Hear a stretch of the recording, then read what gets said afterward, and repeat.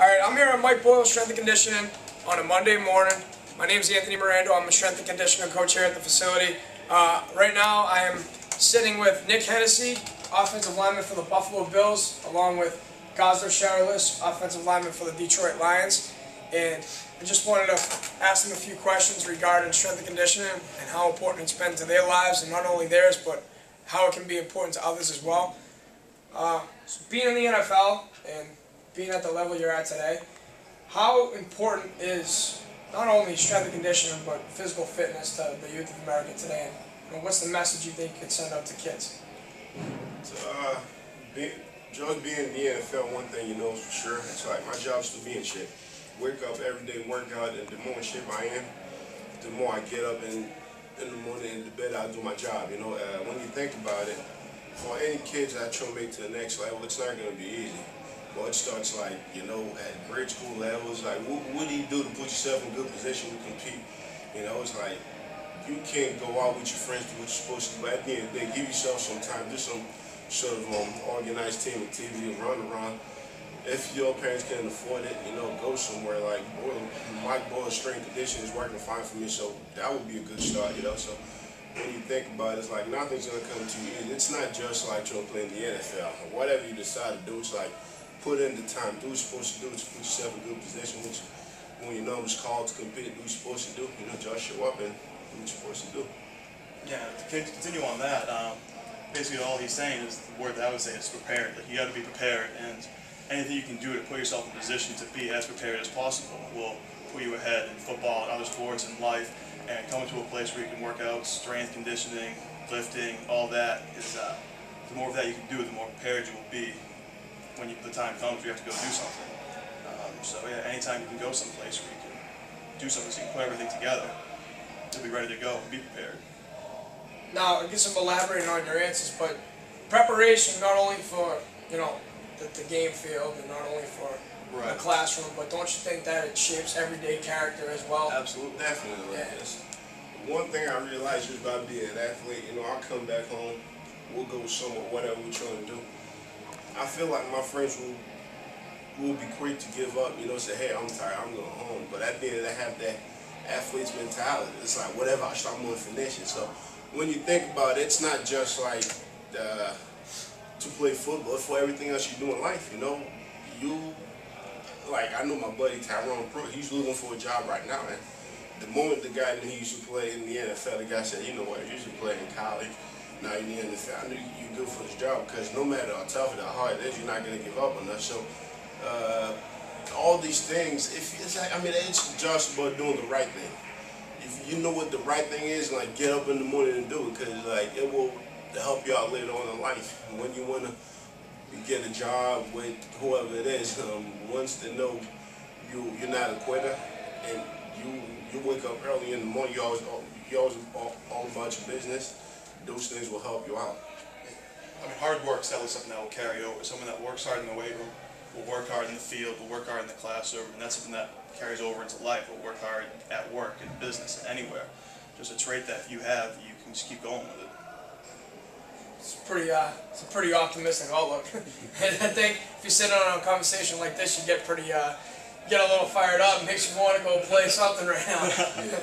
But lastly, you know, what is it taking, I guess, you guys individually to make it where you are today? I know we're talking about hard work, but if there's one or two things that really stand out, you know, what can you name off the top of the head?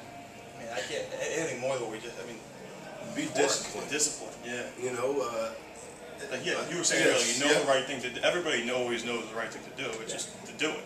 I mean, growing up, one thing I used to always say to myself, I watch TV, I watch guys from college or the NFL. One thing I'm like, what does he have like that I don't have? Like, I mean, he has 2 legs and so do I. He's 10 toes, so do I. At the end of the day, it's like, it's willpower. How bad do you want it? What are you willing to lose or to do to be like at the next level? And once I realized I was athletic enough and good enough to make, the rest was history. You know, coach would say, hey, they teach me how to do one thing, the next day I'm going to try to figure out how to do it on my own. And I don't like to be second to nobody. It's like, it's just me, like, yeah, I'm a competitor. It's like, I don't have it all. I know I'm not the fastest, like for my size. Guys around my side, you know, I'm gonna compete every day. So not all of us gonna be, you know, like the best athletes in the world. But the little things like what you can't control, when your time is up for you to do what you do best, be at your best.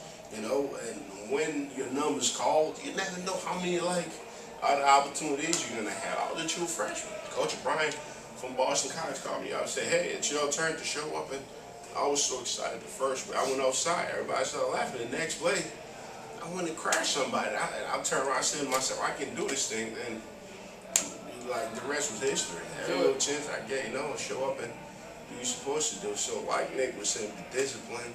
Do what you're supposed to do. You know the difference, like I said earlier, to right or wrong. Do the right thing. Like, I'm not perfect. I've made my mistakes. I've had my fun. But I can guarantee you that much. When it's time for me to show up and do what I'm supposed to be about my business, I show up. You know, I have my go out with my buddies. I take trips. But you can lie to yourself all you want. But at the end of the day, your job is to be in shape and to show up and do what you're supposed to do. And if you're a true competitor, you know, if you're not in shape, this guy lying across the line from you, probably gonna take it from you. Exactly. Yeah. Why don't you put yourself in good position to compete? Like, he might be better than you at some things, but if you're in shape, you have that mentality. Like, you're not gonna get me. I will kill you if I have a chance. I will crush you. You know what I'm saying? The rest of this Sure. You were saying you're a competitive guy. People talk about over-competitive and competitive people. It's like a bad thing now. It's not. It's a good thing to be as competitive as you can be. People talk about it like it's a negative now. And I don't know why. Like, being as competitive as you can be when you're out there will get you as far as you can go. It is. It's a great. I'm so competitive. Yeah. Took my girlfriend out on a fishing trip. She got 7, I got 6. I was mad for the rest of the day. The whole week. Exactly. Yeah. But that's great because, you know, I think a place like this does put you in the position to win, and not, when I say win, I don't mean, you know, 42-7 on a score, but obviously, you know, it gets you ahead, and if you work hard, eventually something's gonna give. Yeah. You know, and that's what you two definitely display. And a million other kids out there that look at you guys probably one day are gonna go, "Wow, I remember them. You know, they played in the NFL." But I remember Gosh Charles, he's from Somerville. Yeah. Nick Hennessey's from Danvers. They're kids just like me. You know, and that's what the beauty is about it, because there's a million professional athletes around the world who've pretty much all been in that position. You're right. You know, and it's just a pleasure being around you two in a facility like this, knowing that there are kids working out around you, just as many as professional athletes are. You know, and the message it's perfect because it's very motivational, and it really sets kids in good habits. And I feel like if a kid can walk in here and just start doing a regular bench press or push-up, you know, that's a step in the right direction. And it's going to keep them out of bad habits, because there's so many bad habits out there today.